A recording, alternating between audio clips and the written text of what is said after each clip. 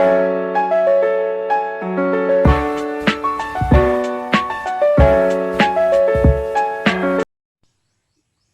day everyone, my name is Gracie Rain E. Galambao, and my topic is all about the elaboration of differential sexualities. Marriage and the double standard. The ideology of male sexual needs informs a broad range of male-female sexual behavior, but its point of reference is what many women in the movement consider the nub of women's subordination, which is the marriage and the family. The first point of this topic is female monogamy and male promiscuity. Monogamy refers to the practice of having only one sexual partner at a time, while promiscuity refers to having or involving many sexual partners. Marriage and the social relations between women and men, which flowed from this contract, gave men a privileged command of woman's labor. Women cook, wash, iron, sew, and so on for their husbands, as well as their exclusive right to women's sexuality. Within this contract, women may have required reciprocal payment for their labor with a share in men's wages, but women could hardly expect, much less require reciprocal sexual exclusively from men. The institutions of marriage and the family then rest on a monogamous and subordinate female and a naturally promiscuous and dominant male. But if society is to uphold marriage and family life and at the same time allow men indulge in their sexual urges, it had to find ways to gratify the latter without sacrificing the former. The solution that emerged was to have a group of women, prostitutes, and mistresses to provide the sexual and other needs that a male is unable to satisfy in a conventional marital relationship.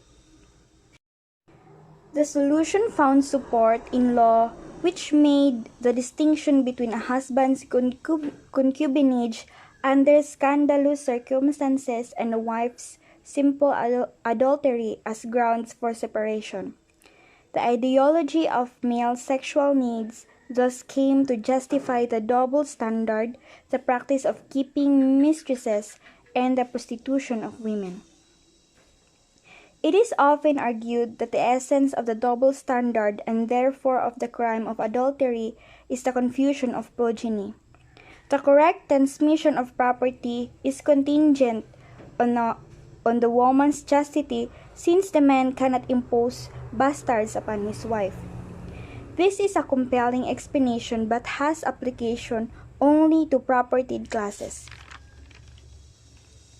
The double standard therefore derives from something more than the fear of bastard children, since if there is no children, there is no confusion. Fundamentally, female chastity has been a matter of the property of men in women. The language in which virginity is couched has been that of ownership of a valued commodity in a commercial market, a value where girls who lose their virginity are no longer valuable or sellable in the marriage market. The second point of this topic is social and behavioral consequences. The double standard was only one aspect of a whole code of social conduct for women which has based primarily on their place in society in relation to men. The value set on female chastity varied according to the extent of women's function as a sexual being. The value of women was relative to their function, and their function was to cater to the sexual needs of women. From this prime insistence on woman's chastity emerged most of the social restrictions upon her conduct. Sobriety was expected. Men can get drunk with little loss of character, and so were modesty, bashfulness, passivity, and all other feminine virtues. In courtship, women existed to be pursued, not to do the pursuing. Ultimately, such conduct was regarded as springing not merely from the usages and conventions of society, but from the fundamental attributes of female nature itself. The claim of men to the exclusive sexual possession of women and to their right to sexual satisfaction resulted not only in two separate codes of conduct, but in a highly exaggerated view of the innate differences between the two sexes.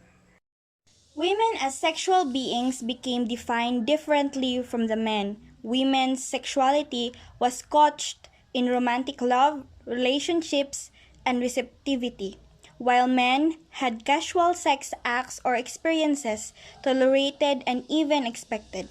Men were driven by lust, but women by love.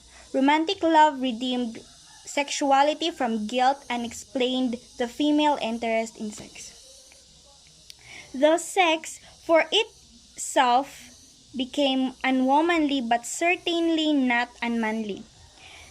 Sex was for women a means to an end, positively seeking pleasure and achievement.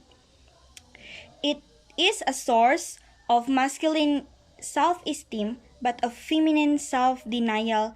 Men were subjects, women objects.